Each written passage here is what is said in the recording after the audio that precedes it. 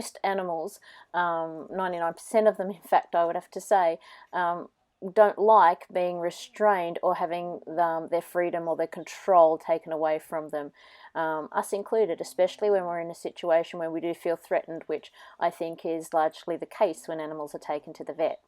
So training up husbandry behaviours for a domestic cat, as far as I can see, really has got to start with them becoming comfortable with being handled.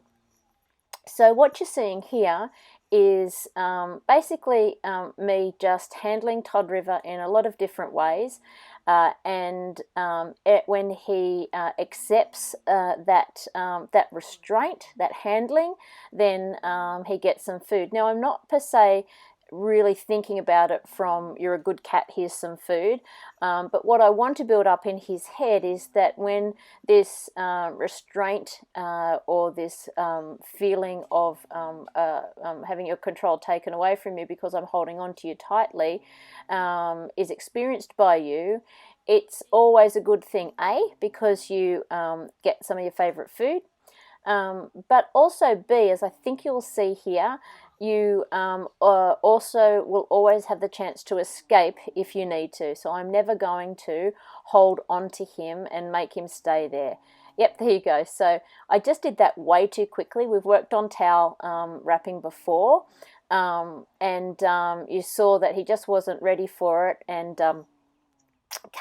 got himself up. So I'm just sitting back. I'm not asking him to lie down back again.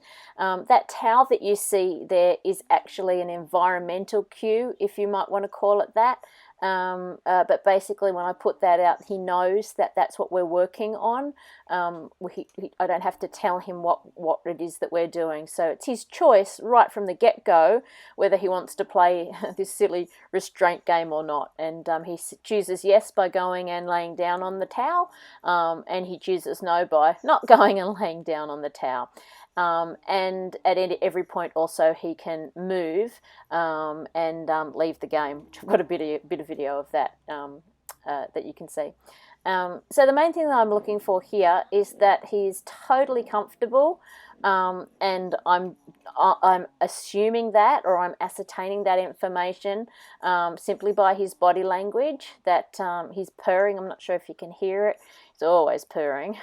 And that he's basically maintaining his position by choice when I guess the word is upping the ante here. And also too, when I take away that towel and unwrap him and he is free to go, he can go. But obviously if he stays there, to me, that's an indication that he's comfortable enough to continue playing the game. So really it's just a matter of, with cats, getting them, building up as much experience, or if you like to think of it, as much money in the bank, of this kind of handling and restraint as being a experience that they've had a lot of, and that they've always felt comfortable with. So we take it step by step, gradually building up the cat's ability to tolerate both pressure and the duration of the restraint. So this is just the second part of the same training session. I went on for too long because I was getting the video and wanting to make sure that I had some, but I think it's a really valuable thing to share with you guys, because it's just such a misunderstanding, or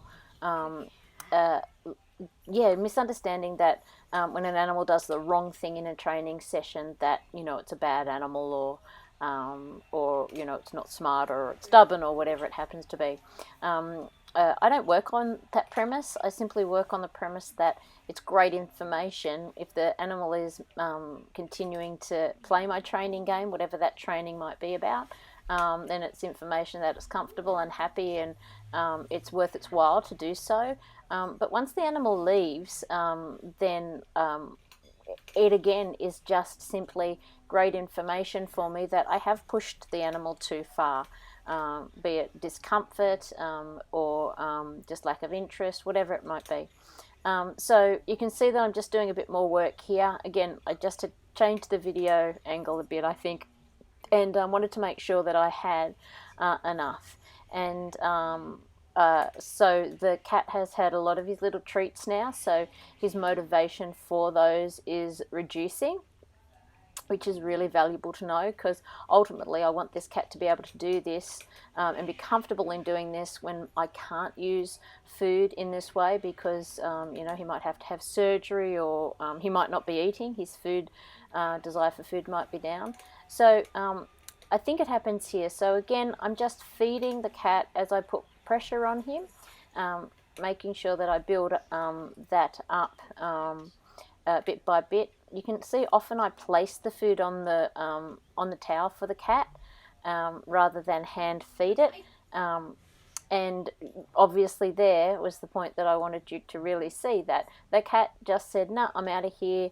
And not the most important things. There's so many good things to see here. I didn't call him back. I want to see if he wants to come back, if he will come back of his own accord. I guess the word is choice. Does he choose to come back? He's got a good recall on him, so he knows if I call him back, there's lots and lots of history of when he comes getting food. But if I'm just leaving him to his own devices, then what's his choice? And that really gives me a lot of information as to where he's at in his willingness to play the game. And right then, an environmental distraction came along in the form of his favourite dog. So he voted with his feet and said, "I'd rather play the dog's game rather than your game, Peter." Really great information and a great opportunity to share with you.